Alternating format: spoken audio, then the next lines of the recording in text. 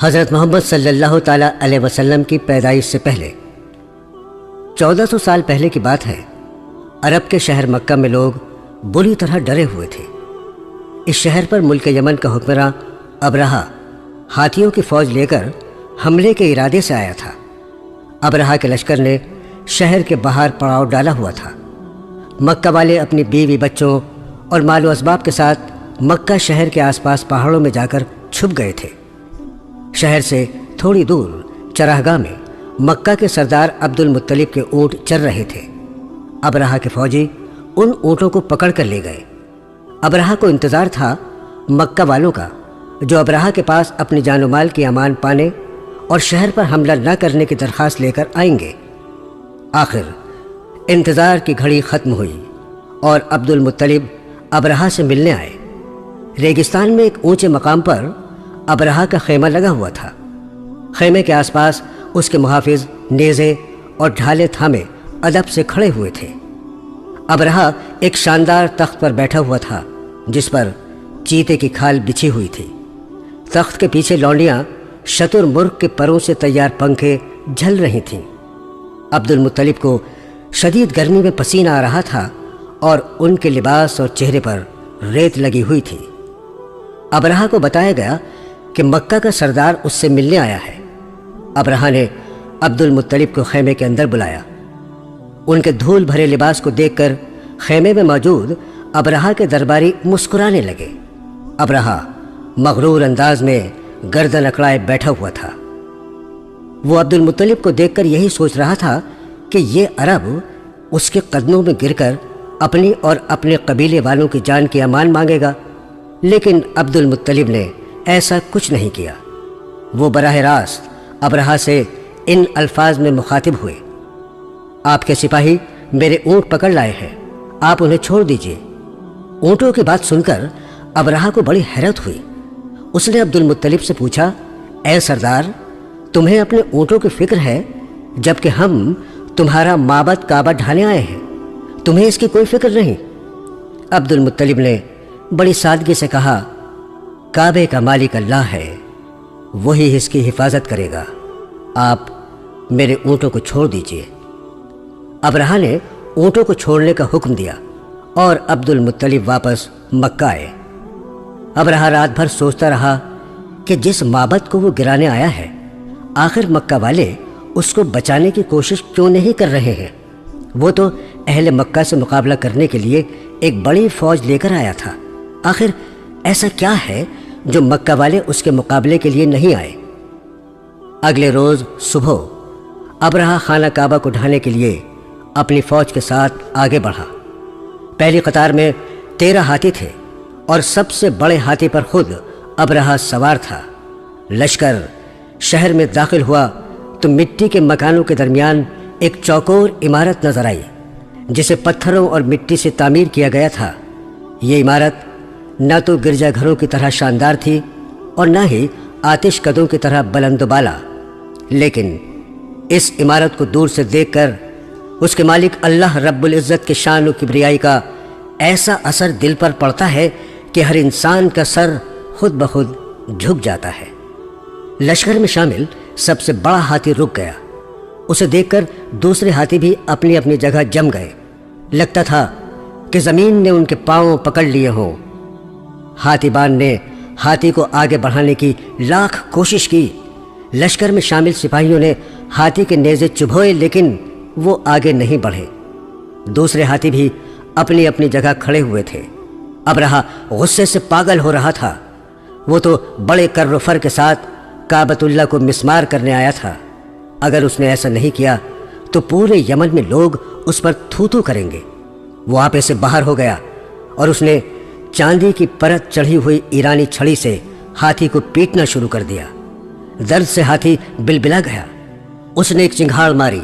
وہ واپس لوٹنا چاہتا تھا لیکن ہاتھی بان اور سپاہی بار بار اس کا رخ کعبۃ اللہ کی جانب کر دیتے۔ سبھی ہاتھی اس جگہ سے دائیں بائیں مڑ کر بھاگنا چاہتے تھے۔ ہاتھی بان اور سپاہی ہاتھیوں کا رخ کعبے کی جانب موڑنے کی کوشش کر رہے تھے۔ اس افراتفری میں دھول اڑنے لگی۔ ہاتھیوں اور سپاہیوں کے پاؤں سے اڑنے والی گرد کی وجہ سے کچھ بھی نظر نہیں آ رہا تھا۔ تبھی ساحل سمندر کی جانب سے چھوٹی چھوٹی ابابیلوں کا ایک جھنڈ اڑتا نظر آیا۔ ابابیلیں لشکر کے اوپر آ کر چکر لگانے لگی۔ ہاتھیوں کے ساتھ مشقت کر رہے سپاہیوں نے ان کی طرف دھیان نہیں دیا کہ اچانک ابابیلوں نے اپنی ننھی چونچ اور پنجوں میں پکڑی ہوئی کنکریاں لشکر پر پھینک دیں۔ جس کسی کے وہ کنکری آ کر لگی اس مقام پر جلن ہوئی اور وہاں آبلہ ابھر آیا۔ ہاتھیوں کے بھی یہ کنکریاں گولیوں کی طرح آ کر لگیں اور تکلیف کی شدت سے وہ سپاہیوں کو رونتے ہوئے پیچھے کی طرف دوڑنے لگے۔ کئی کنکریاں ابرہا کے چہرے، کاندھوں اور ہاتھوں سے آ کر ٹکرائیں۔ وہاں آبلے پڑ گئے اور ان میں کھولن ہونے لگی۔ ابرہا گھبرا گیا اور وہ بری طرح خائف ہو گیا۔ اس کے لشکر میں بھگدڑ مچ گئی۔ سپاہی اور ہاتھی اپنی اپنی جان بچانے کے لیے جائے پناہ تلاش کرنے لگے۔ تھوڑی دیر میں ہی آبلوں سے پیپ اور خون بہنے لگا۔ ابرہا، اس کے سپاہیوں اور ہاتھیوں کے چہرے اور جسم مسخ ہو گئے اور وہ سب کچھ دور جا کر ہلاک ہو گئے۔ ابرہا کے لشکر کی تباہی دیکھ کر اہل مکہ اس سال کو عام الفیل ہاتھی کا سال کہنے لگے۔ اس واقعے کے بعد کعبۃ اللہ کا مقام اور عظمت بڑھ گئی۔ دور دور سے لوگ اس کی زیارت کے لیے آنے لگے۔ اس واقعے کے 70 دن بعد ماہ ربیع الاول 570 عیسوی میں ہمارے نبی حضرت محمد صلی اللہ تعالیٰ علیہ وسلم کی پیدائش ہوئی۔ آپ صلی اللہ تعالیٰ علیہ وسلم جناب عبد المطلب کے سب سے چھوٹے فرزند جناب عبداللہ کے یہاں پیدا ہوئے۔ آپ کی والدہ کا نام آمنہ ہے۔ ہمارے پیارے نبی کی ولادت سے تقریباً 6 ماہ قبل آپ کے والد جناب عبداللہ تجارت کے لیے شام گئے ہوئے تھے۔ واپس آتے ہوئے راستے میں بیمار ہو گئے اور بیماری بڑھتی گئی۔ شہر سے دور ان کا انتقال ہو گیا۔ جناب عبد المطلب اپنے سب سے چھوٹے فرزند سے بہت محبت کرتے تھے۔ ان کے انتقال کی خبر سن کر بہت غمگین ہوئے۔ یہی حال محترمہ آمنہ کا ہوا، جو اس وقت حاملہ تھیں اور اپنے شوہر کا بے صبری سے انتظار کر رہی تھیں۔ آپ صلی اللہ تعالیٰ علیہ وسلم پیدا ہوئے تو والدہ محترمہ آمنہ نے ان کا نام احمد رکھا، جبکہ عبد المطلب اپنے پوتے کو گود میں اٹھا کر کعبۃ اللہ لے گئے اور ان کا نام محمد رکھا۔ یہ نام عربوں کے لیے بالکل نیا تھا۔ مکہ والوں نے عبد المطلب سے ایسا اجنبی نام رکھنے کی وجہ دریافت کی تو انہوں نے جواب دیا کہ میرا یہ بیٹا بڑا نام کمائے گا اور ہر انسان اس کی تعریف کرے گا۔ سچ مچ عبد المطلب کی یہ بات سچ ثابت ہوئی۔ آپ صلی اللہ تعالیٰ علیہ وسلم نے اپنے اخلاق و کردار کی ایسی مثال قائم کی کہ رہتی دنیا تک لوگ آپ کی تعریف کریں گے۔ معصوم محمد صلی اللہ تعالیٰ علیہ وسلم کو بی بی آمنہ بڑے پیار سے پالنے لگی۔ اپنے معصوم فرزند کا چمکتا ہوا چہرہ دیکھ کر وہ شوہر کی موت کا غم بھول گئی۔ اس زمانے میں بچوں کو صحت مند رکھنے کے لیے دور دراز کے دیہاتی علاقوں میں بھیج دیا جاتا تھا۔ شہر کے بچوں کی پرورش کا کام دائیاں کرتی تھیں۔ اس پرورش کے بدلے انہیں محنتانہ اور انعام ملتا تھا۔ بچے کچھ مہینے کے ہو جاتے تو انہیں دائیوں کے سپرد کر دیا جاتا تھا۔ ایسی ہی ایک دائی حلیمہ اپنے شوہر کے ساتھ شہر مکہ کوئی بچہ لینے آئی۔ ان کی اونٹنی بوڑھی اور کمزور تھی، جو بہت دھیرے دھیرے چلتی تھی۔ شہر آتے وقت وہ دوسری دائیوں کی سواری سے پیچھے رہ گئیں اور سب سے آخر میں مکہ پہنچی۔ دائی حلیمہ سے پہلے آنے والی دائیوں نے مالدار اور صاحب حیثیت لوگوں کے بچوں کو لے لیا۔ حلیمہ کو ایسا کوئی بچہ نہیں ملا۔ اتنی مشقت کر کے وہ مکہ آئی تھیں تو کوئی نہ کوئی بچہ لے کر جانا ہی تھا۔ انہیں بی بی آمنہ کے یتیم فرزند کا پتہ چلا اور وہ اسی کو لے جانے کے لیے تیار ہو گئی۔ لیکن اس بچے کو گود میں لیتے ہی انہیں ایسا قلبی سکون ملا جس کا احساس پہلے کبھی نہیں ہوا تھا۔ حلیمہ نے بچے کے معصوم چہرے پر نظر ڈالی تو اس کے ماتھے پر انوکھی چمک تھی۔ انہوں نے معصوم بچے کو سینے سے لگا لیا اور اونٹنی پر سوار ہو کر واپس صحرا کی طرف موڑیں۔ وہ یہ دیکھ کر حیران رہ گئیں کہ ان کی اونٹنی دیگر اونٹوں سے زیادہ تیز دوڑ رہی تھی۔ لگتا تھا اس کی جوانی اور قوت لوٹ آئی ہے۔ دائی حلیمہ محمد صلی اللہ تعالیٰ علیہ وسلم کو لے کر گھر پہنچی۔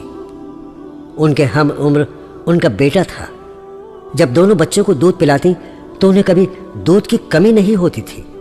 یہی حال ان کی بکریوں کا تھا، وہ بھی خوب دودھ دینے لگیں۔ دائی حلیمہ اور ان کے شوہر بہت خوش تھے۔ یہ معصوم بچہ ان کے لیے خوش قسمتی کا وعید لے کر آیا تھا۔ اس کے آنے سے گھر میں برکت آ گئی۔ وہ بڑے پیار سے محمد صلی اللہ تعالیٰ علیہ وسلم کی پرورش کرنے لگیں۔ آپ بچپن ہی سے بہت شریف اور نیک طبیعت تھے، نہ تو کبھی کسی چیز کے لیے ضد کرتے اور نہ ہی بلا وجہ رو کر دائی حلیمہ کو پریشان کرتے۔ جب تھوڑے بڑے ہوئے اور سمجھ آنے لگی تو دائی حلیمہ کے کاموں میں ہاتھ بٹانے لگے۔ وہ دائی حلیمہ کے بچوں کے ساتھ کھیلتے اور جو بھی کھانے کو ملتا وہ اپنے دودھ شریک بھائی بہنوں کے لیے چھوڑ دیتے۔ آپ کی شرافت اور بھولاپن دیکھ کر سبھی آپ کی تعریف کرتے۔ جب آپ 5 سال یا 6 سال کے ہوئے تو دائی حلیمہ آپ کو والدہ محترمہ آمنہ کے پاس لے آئیں۔ والدہ نے اپنے فرزند کو سینے سے لگا لیا، ماتھا چوما اور اپنی ممتا کو سیراب کیا۔ وہ آپ کو لے کر اپنے ننیحال شہر مدینہ تشریف لے گئیں۔ ننھے محمد وہاں ننیحال کے سبھی لوگوں سے ملے اور سبھی نے انہیں بہت پسند کیا۔ کچھ مہینے مدینے میں گزار کر وہ مکہ کے لیے روانہ ہوئیں۔ راستے میں بیمار ہو کر انتقال کر گئیں۔ ننھے محمد والدہ کی ممتا اور پیار سے بھی محروم ہو گئے، بہت غمگین ہوئے۔ آپ اپنی والدہ کے اکلوتے فرزند اور آنکھ کا تارا تھے۔ وہ آپ کو بے انتہا پیار کرتی اور آپ کو دیکھ کر اپنے سبھی غم بھول جاتی۔ ان کی باندی ننھے محمد کو لے کر مکہ آئیں اور آپ کو جناب عبد المطلب کے حوالے کر دیا۔ بہو کے انتقال کی خبر سن کر جناب عبد المطلب بے انتہا رنجیدہ ہوئے اور محمد کو سینے سے لگا کر بہت روئے۔ انہیں فکر اس بات کی تھی کہ اس معصوم کی پرورش وہ کیسے کریں گے۔ یہ پیارا بچہ تو والد کی شفقت اور والدہ کی ممتا اور لاڈ پیار سے محروم ہو گیا ہے۔ جناب عبد المطلب آپ کو بہت پیار کرتے تھے۔ وہ کبھی بھی ننھے محمد کو اپنی نظروں سے دور نہیں ہونے دیتے اور آپ کی ہر ضرورت کا خیال کرتے۔ وقت گزرنے کے ساتھ ساتھ والدہ کی جدائی کا غم کم ہوتا گیا۔ آپ انتہائی شریف النفس اور سیدھے سادے تھے۔ بوڑھے دادا کو کبھی بھی پریشان نہیں کیا۔ 2 سال بعد ہی دادا عبد المطلب بھی اللہ کو پیارے ہو گئے، لیکن انتقال سے پہلے محمد کو اپنے بیٹے جناب ابو طالب کے سپرد کر گئے۔ ابو طالب اور ان کی بیگم فاطمہ نے اپنے بچوں کی طرح بھتیجے محمد کی پرورش کی۔ ابو طالب انہیں کبھی اپنی آنکھوں سے دور نہیں ہونے دیتے تھے۔ محمد بھی اپنے چچا سے بے انتہا محبت کرتے تھے۔ آپ کی عمر 11-12 سال تھی کہ ابو طالب کو ملک شام تجارت کے لیے جانا پڑا۔ جب ابو طالب سفر کے لیے روانہ ہوئے تو محمد صلی اللہ تعالیٰ علیہ وسلم نے ان کا کرتا پکڑ لیا اور ساتھ چلنے کی درخواست کی۔ اپنے معصوم بھتیجے کی آنکھوں میں اس قدر پیار دیکھ کر ان کا دل بھر آیا۔ وہ مسکرائے اور محمد کو اپنے ساتھ اونٹ پر بٹھا لیا۔ دن رات ریگستان پار کرتا ہوا یہ قافلہ ملک شام کے باہر ایک بستی میں جا کر ٹھہرا۔ وہاں تھوڑے سے مکان اور ایک خانقاہ تھی جہاں عیسائی راہب یعنی سنیاسی رہتے تھے۔ وہ دن رات اللہ کی عبادت میں مشغول رہتے۔ ابو طالب اور ان کے ساتھی آرام کرنے کے لیے یہاں رکے تھے۔ اونٹوں پر سے سامان اتارا اور اپنے کھانے پینے کا انتظام کرنے لگے۔ اس قافلے میں شامل لوگوں کو خانقاہ میں رہنے والا ایک راہب بغیرہ بہت غور سے دیکھ رہا تھا۔ اس کی توجہ کا مرکز قافلے میں شامل وہ معصوم بچہ تھا جس کے چہرے پر چمک تھی اور 11 سال کی عمر میں بھی سنجیدہ تھا۔ وہ ہر چیز کا بغور مشاہدہ کر رہا تھا۔ بغیرہ نے محمد صلی اللہ تعالیٰ علیہ وسلم کے چچا جناب ابو طالب کے پاس جا کر ان سے پوچھا، یہ بچہ کون ہے؟ انہوں نے بتایا کہ میرا بھتیجا ہے، میرے بھائی اور بھابھی انتقال کر چکے ہیں، اب میں ہی اس کی پرورش کر رہا ہوں۔ راہب نے محمد کی طرف دیکھتے ہوئے ابو طالب سے کہا، تمہارا بھتیجا اور لوگوں سے مختلف ہے۔ میں نے دیکھا کہ جب تمہارا قافلہ یہاں پہنچا تو آسمان پر بادل کا ایک ٹکڑا اس پر سایہ کیے ہوئے تھا۔ پہاڑ اور درخت اس کے سامنے جھکتے محسوس ہوئے۔ بڑا ہو کر یہ بچہ تمہاری قوم میں ممتاز ہوگا، اس کی حفاظت کرنا۔ راہب کی بات سن کر ابو طالب نے محمد کو ہمیشہ اپنے ساتھ رکھا اور انہیں کسی قسم کی کوئی تکلیف نہ ہونے دی۔ محمد صلی اللہ تعالیٰ علیہ وسلم اپنے چچا کے کاموں میں ہاتھ بٹانے لگے۔ انہیں اس بات کا احساس تھا کہ ان کے چچا کی آمدنی زیادہ نہیں تھی اور خاندان بڑا تھا، اس لیے وہ بکریاں چراتے، کھجور کے باغوں میں کام کرتے اور اس کام کے عوض جو پیسے ملتے وہ چچا کے ہاتھ میں لا کر رکھ دیتے۔ محمد صلی اللہ تعالیٰ علیہ وسلم میں ایک خوبی اور تھی، ان کے دل میں سبھی لوگوں کے لیے ہمدردی کا جذبہ تھا۔ اگر کسی بوڑھے یا کمزور کو بھاری سامان اٹھاتے دیکھتے تو فوراً اس کی مدد کرنے پہنچ جاتے۔ پڑوس میں کسی کو کوئی سودا وغیرہ منگانا ہوتا تو فوراً لا کر دیتے۔ لین دین میں پوری ایمانداری برتتے۔ آپ نہ تو کبھی کسی سے ناراض ہوتے، نہ ہی کسی کو ڈانٹتے ڈپٹتے۔ اگر کوئی شہر سے باہر جاتے وقت اپنا کوئی سامان آپ کے پاس رکھوا دیتا تو پوری دیانتداری سے اس کا سامان اس کو واپس لوٹا دیتے۔ آپ نے کبھی بھی برے لوگوں کا ساتھ نہیں لیا۔ آپ کی دوستی ایک نوجوان ابو بکر سے ہو گئی تھی جو آپ کی طرح ایماندار اور نرم دل تھے۔ محمد صلی اللہ تعالیٰ علیہ وسلم کی انہی خوبیوں کو دیکھ کر مکہ والے آپ کی عزت کرنے لگے۔ وہ آپ کو الصادق الامین یعنی سچا اور امانت کو سنبھال کر رکھنے والا کہنے لگے۔ ایک دن کعبے کی دیواریں سیلاب آنے سے گر گئیں۔ مکہ اور اطراف کے کئی قبائل نے اس کی مرمت کی ذمہ داری لی۔ جب حجر اسود نصب کرنے کا وقت آیا تو ہر قبیلے کے سردار نے اپنے ہاتھ سے اسے نصب کرنے کی خواہش ظاہر کی۔ ہر کسی کی یہی خواہش تھی کہ وہ حجر اسود کو خود نصب کرے۔ اس معاملے پر بحث شروع ہو گئی اور بحث ٹکراؤ میں بدل گئی۔ تلواریں نکل آئیں۔ تبھی کسی سمجھدار شخص نے رائے دی کہ اس طرح لڑنے سے کوئی فائدہ نہیں، بیکار میں خون خرابہ ہوگا۔ ہم کیوں نہ ایسا کریں کہ کل صبح جو شخص سب سے پہلے خانہ کعبہ کے پاس سے گزرے اس سے مشورہ کر لیا جائے کہ حجر اسود کون نصب کرے گا۔ یہ تجویز سبھی کو پسند آئی اور الگ صبح اکٹھے ہو کر انتظار کرنے لگے۔ دور سے کوئی شخص ادھر آتا نظر آیا۔ سبھی کی نظریں اس پر گڑ گئیں۔ جب وہ شخص قریب آیا تو لوگ خوشی سے چیخ اٹھے، ارے یہ تو اپنے الصادق الامین ہیں۔ سبھی محمد صلی اللہ تعالیٰ علیہ وسلم کے آس پاس اکٹھے ہو گئے اور آپ کو حجر اسود نصب کرنے کا معاملہ بتایا۔ آپ نے اس مقام کا جائزہ لیا اور سوچنے لگے۔ تھوڑی دیر بعد آپ نے ایک چادر منگائی اور پھیلا کر اس کے بیچوں بیچ حجر اسود رکھ دیا۔ اس کے بعد آپ نے سبھی قبائل کے سرداروں سے چادر کے کونے تھام کر حجر اسود کو اٹھانے کا مشورہ دیا۔ جب حجر اسود اس مقام تک اٹھ گیا جہاں اسے نصب کرنا تھا تو آپ نے اسے اپنے ہاتھوں سے اٹھا کر نصب کر دیا۔ معاملہ خوش فہمی سے طے ہو گیا تھا اور سبھی نے آپ کی تعریف کی، کیونکہ اب محمد صلی اللہ تعالیٰ علیہ وسلم جوان ہو رہے تھے اور وہ اپنے بوڑھے چچا کے ساتھ تجارت کرنے میں ماہر ہو گئے تھے۔ آپ مکہ سے تجارتی سامان لے کر جاتے اور باہر سے وہ سامان لے کر آتے جس کی مکہ میں ضرورت تھی۔ اس زمانے میں مکہ سے کھجوروں اور چمڑے کی تجارت ہوتی تھی۔ آپ کی ایمانداری اور نیک چلنے کا ذکر مکے کی ایک تاجر خاتون خدیجہ نے سنا۔ انہوں نے خواہش ظاہر کی کہ محمد ان کا سامان بھی لے کر جائیں، جس کے بدلے وہ انہیں اپنے منافع میں شریک کریں گی۔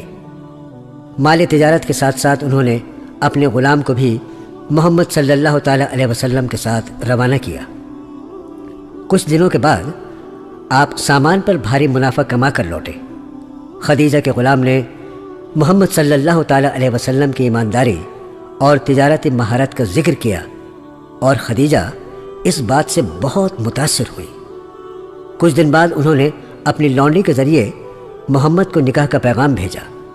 آپ نے اپنے چچا سے مشورہ کیا اور انہوں نے خدیجہ سے شادی کی اجازت دے دی۔ خود ابو طالب نے نکاح پڑھایا اور محمد صلی اللہ تعالیٰ علیہ وسلم ہنسی خوشی شادی شدہ زندگی گزارنے لگے۔ خدیجہ رضی اللہ تعالیٰ عنہ سے آپ کی 4 صاحبزادیاں اور 2 صاحبزادے ہوئے۔ دونوں صاحبزادوں کا بچپن ہی میں انتقال ہو گیا اور آپ نے بڑے پیار سے اپنی بیٹیوں کی پرورش کی۔ اس زمانے میں عربوں میں ایک بہت خراب رسم تھی، وہ بیٹیوں کی پیدائش کو اچھی نظر سے نہیں دیکھتے تھے۔ بعض لوگ تو بیٹی پیدا ہونے پر اس قدر شرمندہ ہو جاتے کہ لوگوں سے منہ چھپاتے پھرتے، اور جب موقع ملتا بیٹی کو ماں کی گود سے چھین کر زندہ دفن کر دیتے۔ اس کے برعکس محمد صلی اللہ تعالیٰ علیہ وسلم بیٹیوں سے بہت پیار کرتے اور ان کی ہر ضرورت کا خیال رکھتے۔ آپ کی مالی حالت اچھی ہو گئی تو آپ نے اپنے چچا کی مدد کرنے کا ارادہ کیا اور آپ نے ان کے صاحبزادے علی کی پرورش کا ذمہ لیا اور ایک اور چچا زاد جعفر کو اپنے چھوٹے چچا عباس کے سپرد کر دیا۔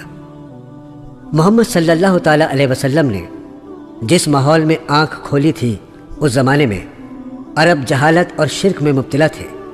ان میں شراب نوشی، جوئے بازی، سود خوری، لوٹ مار، بددیانتی اور عورتوں کو حقیر سمجھنے جیسی برائیاں موجود تھیں۔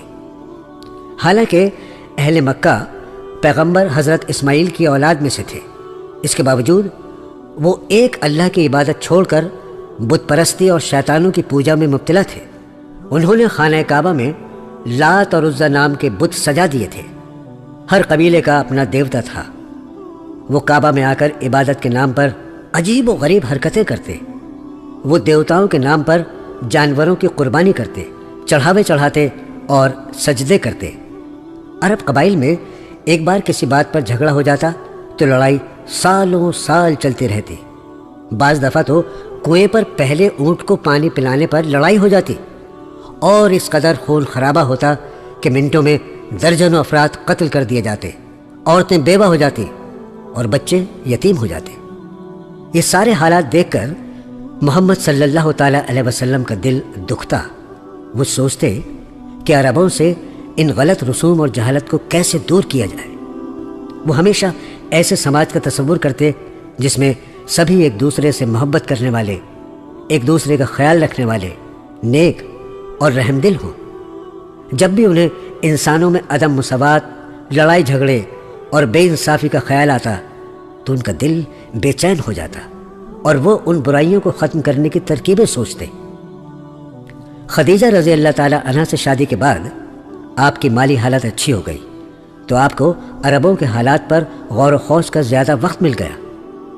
آپ مکہ کے باہر ایک پہاڑ پر بنے غار میں پانی اور کھانا لے کر چلے جاتے، وہاں گھنٹوں انسانیت کے خراب ہوتے حالات پر غور کرتے۔ آپ کی عمر 40 سال ہو گئی تو آپ کو اللہ تعالیٰ کی جانب سے خوابوں کا سلسلہ شروع ہوا۔ آپ کو بہت اچھے اچھے خواب دکھتے۔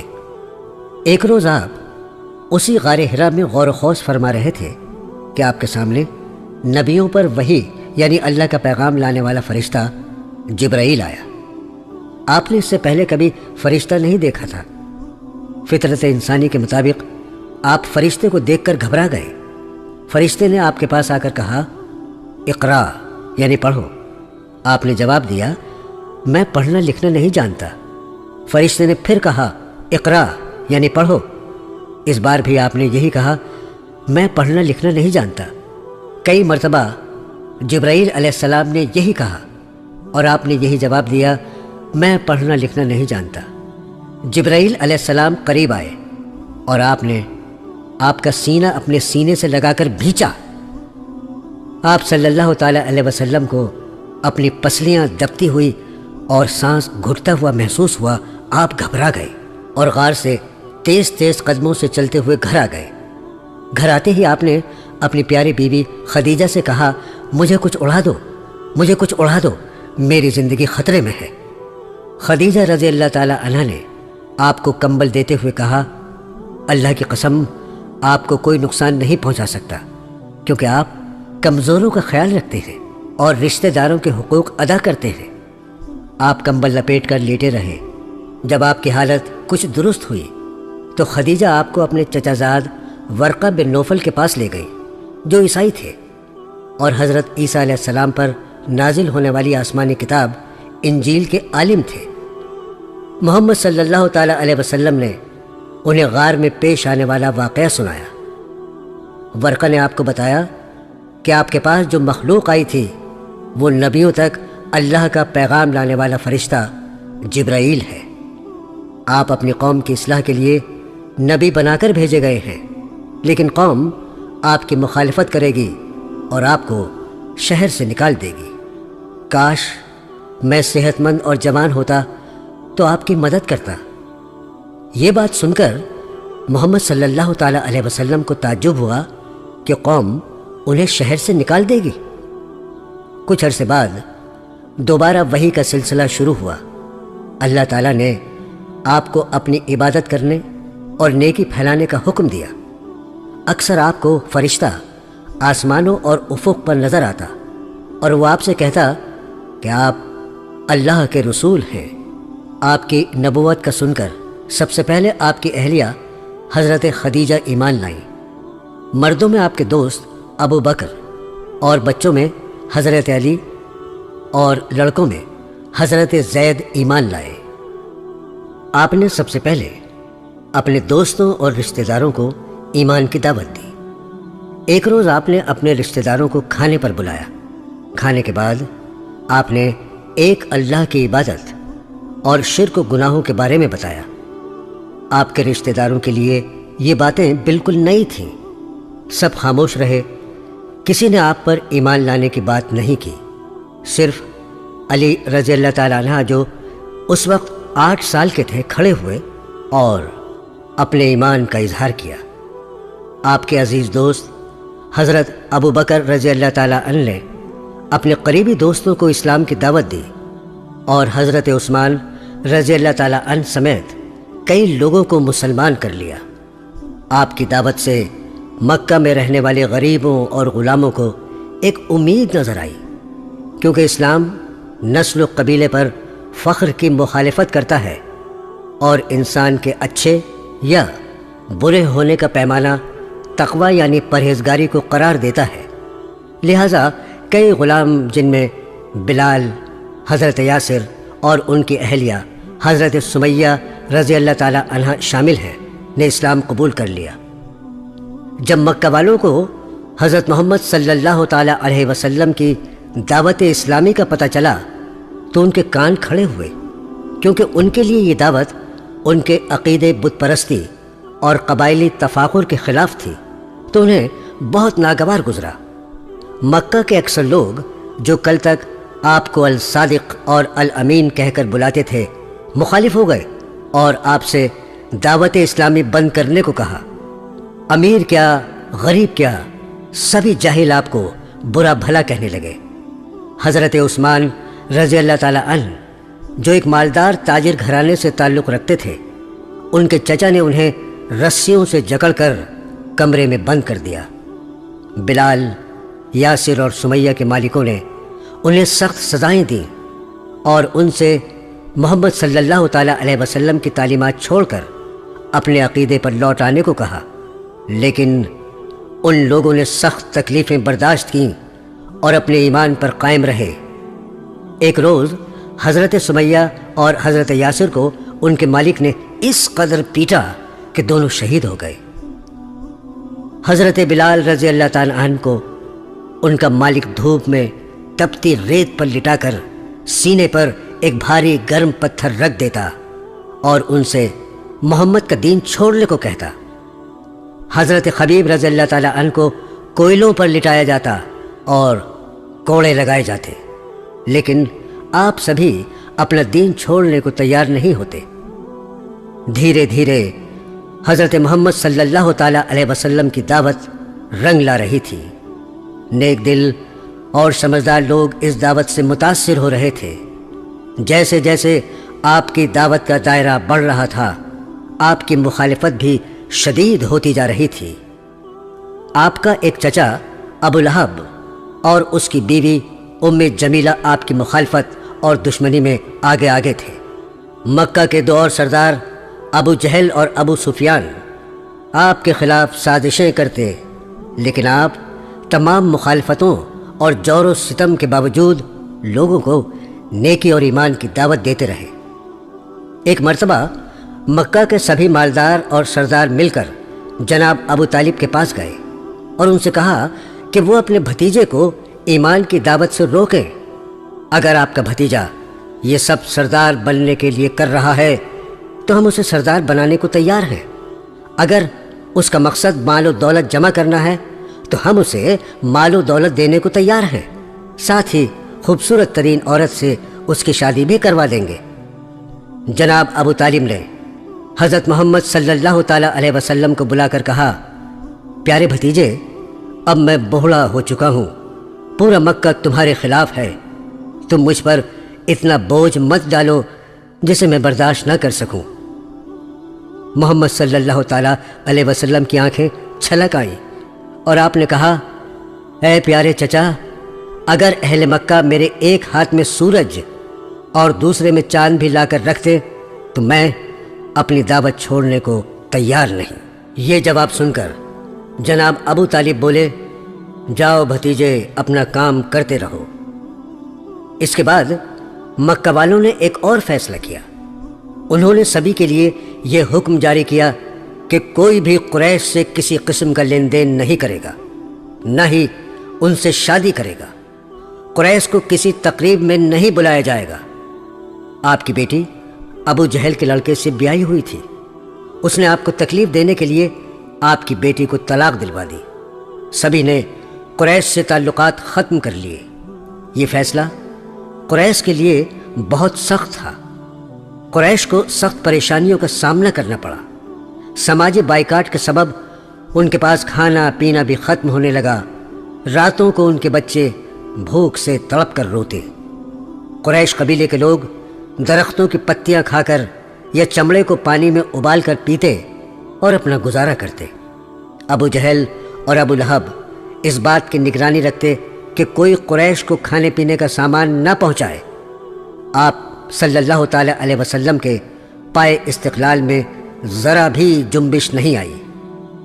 جب آپ مکہ والوں سے پریشان ہو گئے تو آپ صلی اللہ تعالیٰ علیہ وسلم نے حج کے موقع پر باہر سے آنے والے لوگوں کے سامنے ایمان کی دعوت پیش کرنی شروع کر دی۔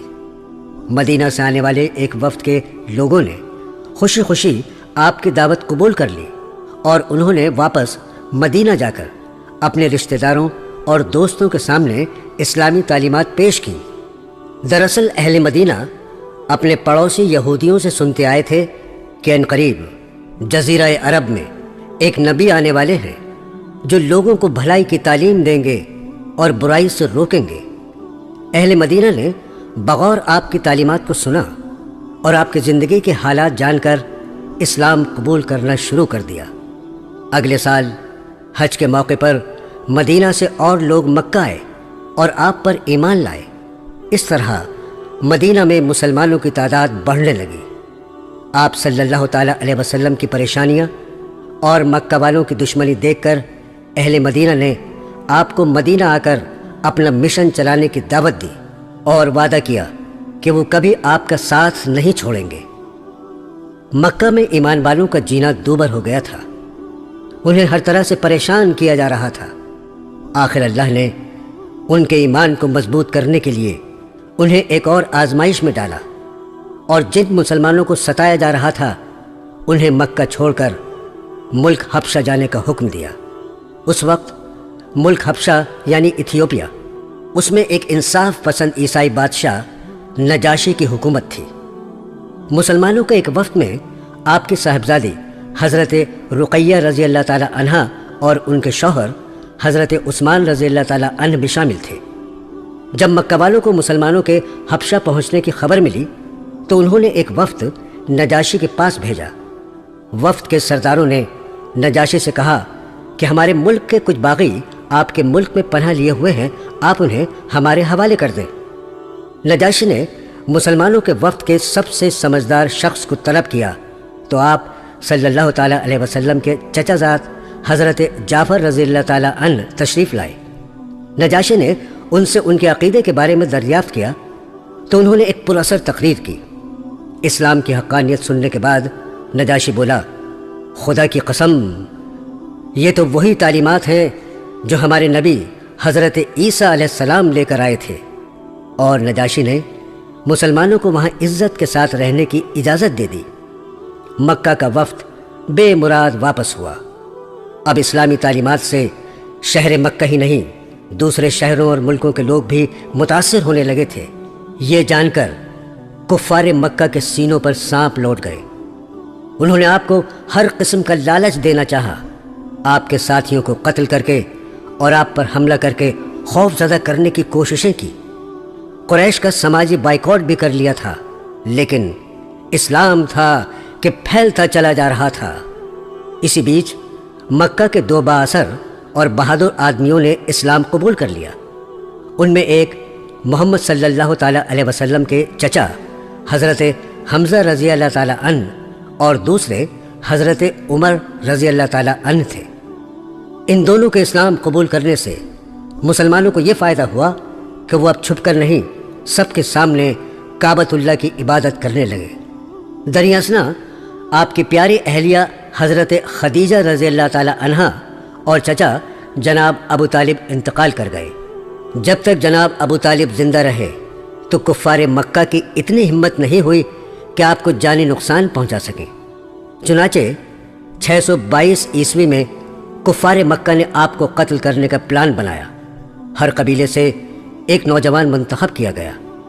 اس سے فائدہ یہ تھا کہ رسول اللہ کے قتل کی سازش میں ملوث اتنے لوگوں سے قریش ایک ساتھ بدلہ نہیں لے سکتے تھے۔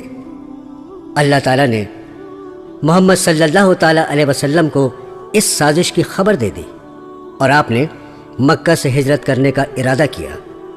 آپ نے اپنے بستر پر حضرت علی کو لٹایا اور اپنے سب سے پکے دوست ابو بکر کو ساتھ لے کر رات کے اندھیرے میں روانہ ہو گئے۔ قاتل آپ کے گھر میں جھانک جھانک کر دل کو تسلی دیتے رہے کہ آپ بستر پر سوئے ہوئے ہیں۔ آدھی رات گزرنے پر قاتل اچانک ننگی تلواریں لے کر گھر میں داخل ہوئے۔ انہوں نے لیٹے ہوئے شخص سے چادر ہٹائی تو حضرت علی وہاں لیٹے ہوئے تھے۔ قاتل آپ صلی اللہ تعالیٰ علیہ وسلم کی تلاش میں ادھر ادھر دوڑے، لیکن آپ کا کہیں پتہ نہیں چلا۔ جب کفار مکہ کو پتہ چلا کہ آپ شہر میں نہیں ہیں تو انہوں نے آپ کو گرفتار کرنے والے کے لیے 100 اونٹوں کا انعام رکھا۔ انعام کے لالچ میں لوگ آپ کی تلاش میں نکلے، لیکن آپ کو ڈھونڈ نہ سکے۔ مکہ سے نکل کر مدینہ جانے کو ہجرت کہا جاتا ہے۔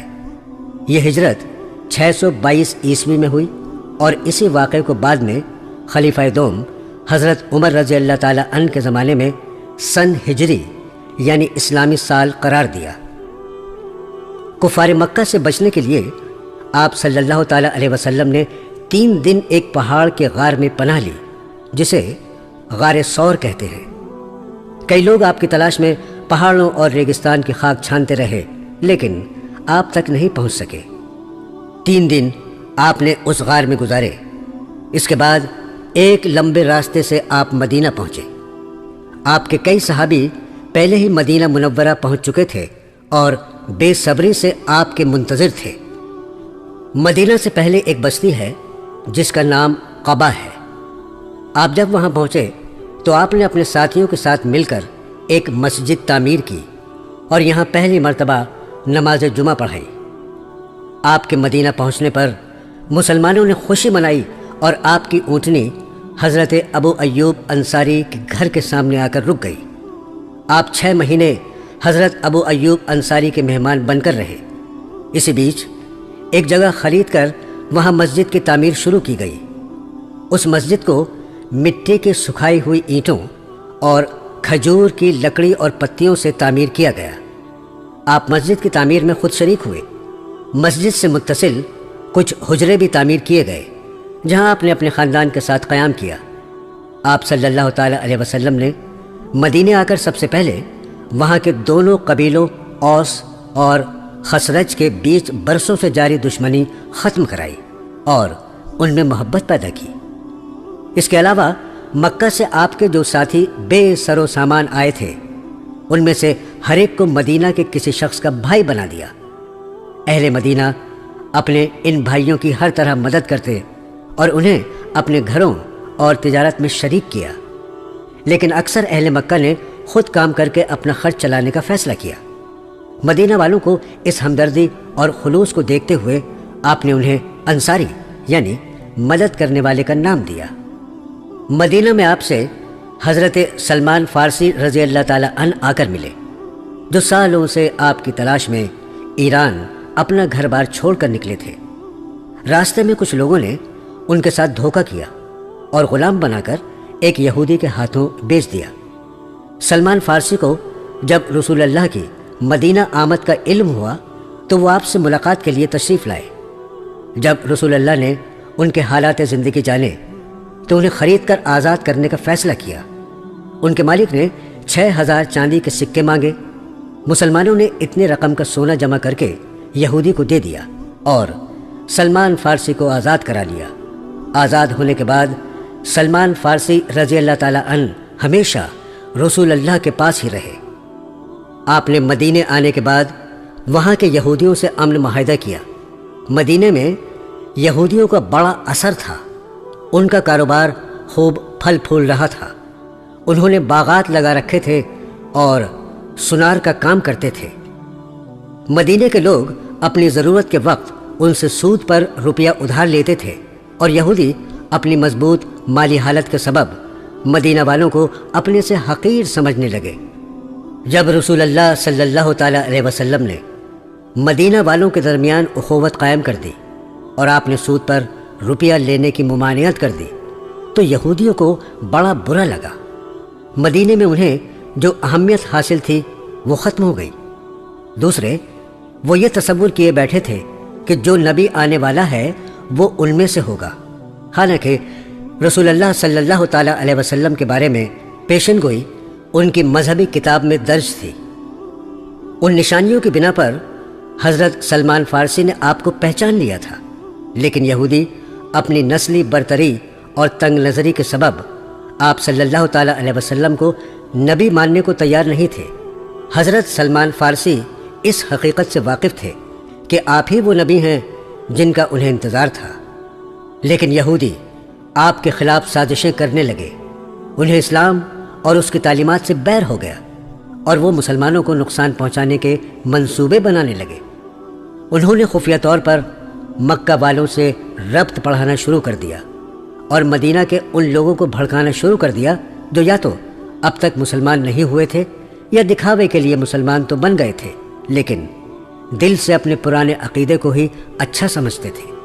ایسے لوگوں کو منافق کہا جاتا ہے۔ یہ سب جانتے ہوئے بھی ہمارے نبی صلی اللہ تعالیٰ علیہ وسلم مدینہ میں امن چاہتے تھے۔ ان کی خواہش تھی کہ مدینہ امن کا شہر بنے اور یہاں کسی بھی شخص کو چاہے اس کا عقیدہ کچھ بھی ہو کوئی تکلیف نہ پہنچے۔ جب کفار مکہ کو پتہ چلا کہ مسلمان مدینہ جا کر سکون کی زندگی بسر کر رہے ہیں اور وہاں اسلام تیزی سے پھیل رہا ہے تو وہ حسد کی آگ میں جلنے لگے۔ انہوں نے مسلمانوں کو نیست و نابود تباہ و برباد کرنے کا فیصلہ کیا۔ انہیں پوری امید تھی اگر وہ مدینہ پر حملہ کر دیں تو وہاں کے منافقین اور یہودی ان کا ساتھ دیں گے اور وہ آسانی سے مسلمانوں کو ہرا کر اسلام کا نام اور اس کا نشان مٹا دیں گے۔ انہوں نے مدینے پر حملہ کرنے کی تیاریاں شروع کر دیں۔ جنگ بدر رمضان کی 19 تاریخ 16 مارچ سن 624 عیسوی میں مکہ والے 1000 اونٹوں اور گھوڑوں پر سوار ہو کر مدینے کی جانب روانہ ہوئے۔ رسول اللہ کے چچا حضرت عباس رضی اللہ تعالی عنہ اور کئی ہمدرد مکہ میں موجود تھے۔ انہوں نے آپ کو ان کی تیاریوں کی اطلاع دی۔ آپ نے بھی دفاعی جنگ لڑنے کا فیصلہ کیا۔ آپ نے لڑنے کے قابل افراد کو جمع کیا تو 1000 افراد اور صرف 2 گھوڑے لڑائی کے لیے تیار تھے۔ ان میں بھی 700 منافقین نے عین لڑائی سے قبل میدان جنگ چھوڑ دیا، کیونکہ ان کا سردار ابی بن خلف جو مدینہ کا بادشاہ بننے کا خواب دیکھ رہا تھا، رسول اللہ کے مدینے آنے کے سبب اس خواب کو شرمندہ تعبیر نہ کر سکا اور آپ سے دل ہی دل میں حسد کرنے لگا۔ اس نے اس موقع کو غنیمت سمجھا اور وقت پر رسول اللہ کے ساتھ دھوکہ کیا۔ اب میدان جنگ میں صرف 313 افراد بچے تھے۔ مدینہ سے 80 میل دور مسلمانوں اور کفار مکہ کے درمیان زبردست جنگ ہوئی۔ اس جنگ میں مسلمانوں نے کم سامانی کے باوجود بڑی بہادری سے مقابلہ کیا اور کفار کو شکست دی۔ ابو جہل اور کئی سردار جنگ میں مارے گئے۔ وہ 70 آدمیوں کی لاشیں میدان میں چھوڑ کر بھاگے۔ تقریباً اتنے ہی افراد گرفتار ہوئے۔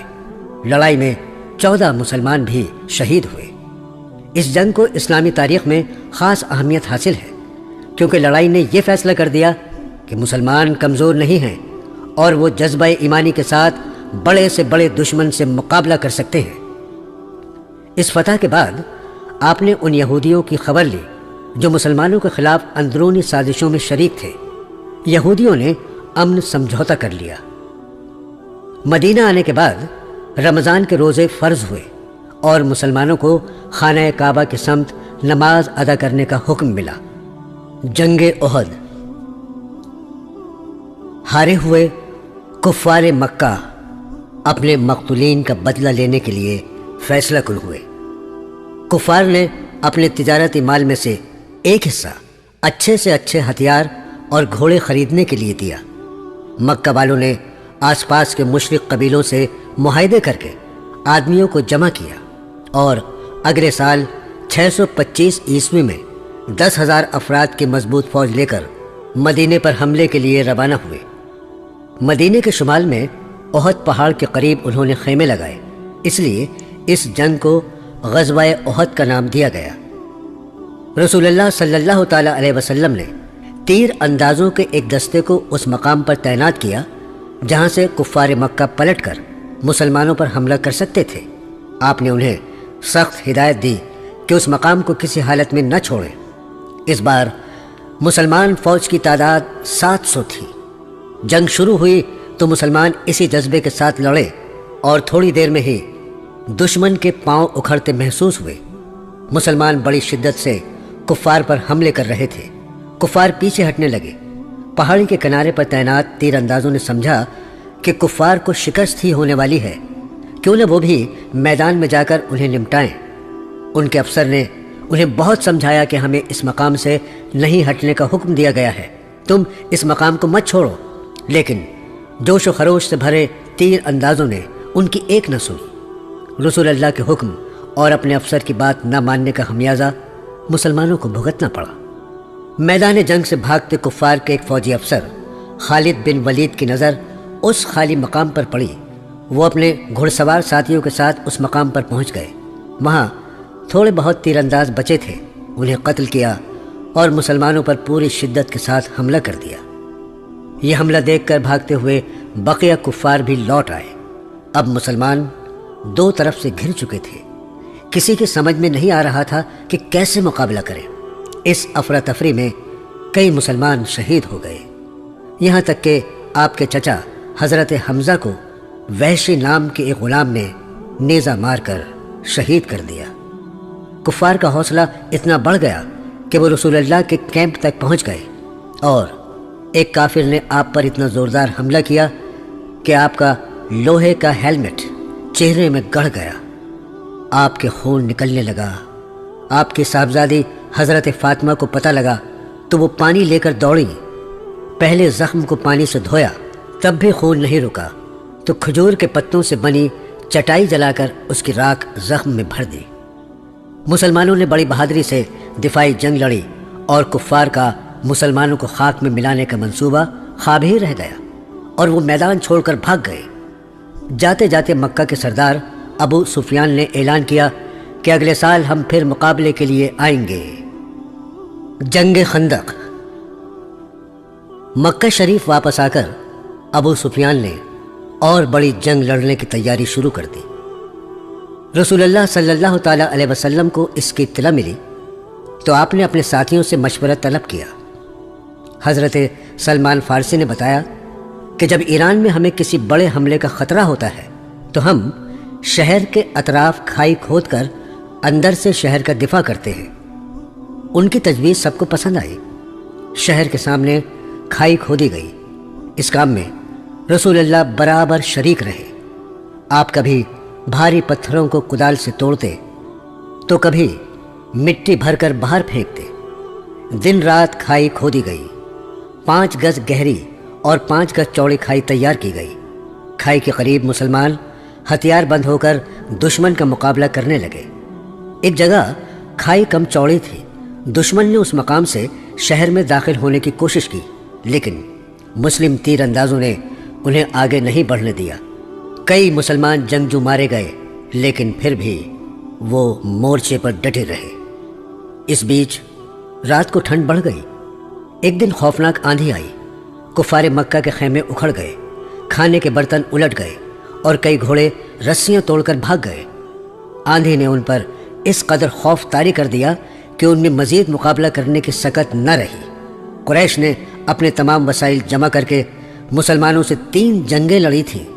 ان کی ہر چال اور تدبیر ناکام ہو گئی تھی۔ آخر کار انہوں نے ناکام واپس لوٹنے میں ہی عافیت سمجھی۔ کفار مکہ کو واپس جاتا ہوا دیکھ کر رسول اللہ نے پیشن گوئی کی کہ آج کے بعد وہ مدینے پر حملہ نہیں کریں گے۔